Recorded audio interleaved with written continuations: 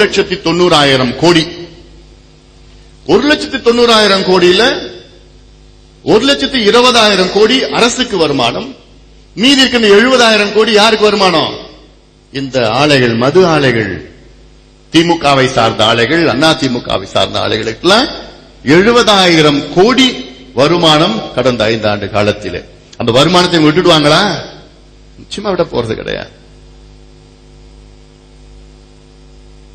அதனாலதான் இவங்க பிடிவாதமா ஒழிக்கணும், ஒழிக்க முடியாதுன்னு அரசாங்கம் சொல்லிக் கொண்டு வருகின்றார்கள். ஆனால் எங்களுடைய பயணம்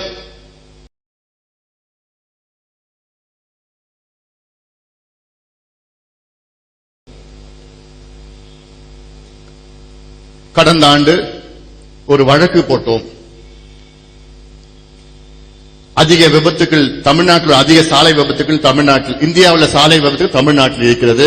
இதற்கு காரணம் தேசிய நெடுஞ்சாலைகளை, மது ஆலை, டாஸ்மாக் கடைகள் இருக்கிறது என்று வழக்கு போட்டோம். சென்னை உயர்நீதிமன்றம் உடனடியாக அந்த தேசிய நெடுஞ்சாலைகளில் டாஸ்மாக் கடை மூட வேண்டும் என்று ஆணை பிறப்பித்தது. உடனே அரசாங்கம், தமிழக அரசாங்கம் விட்டுடுவாங்களா? அடுத்த நாள் சுப்ரீம் கோர்ட்டுக்கு போறாங்க. ஒரு நாள் கூட தாமதிக்கல. அடுத்த நாள் காவேரி பிரச்சனை, ஒரு வருஷம் அமைதியா இருக்கிறாங்க. முல்லை பெரியார் பிரச்சனை, அதை பத்தி கவலையே கிடையாது.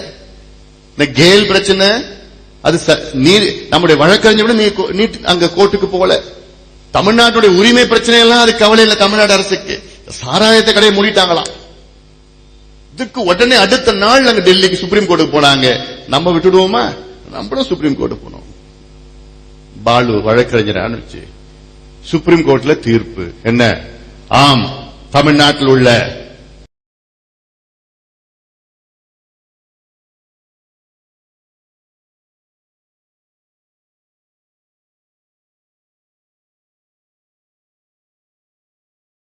நாங்கள் மூடுவோம்.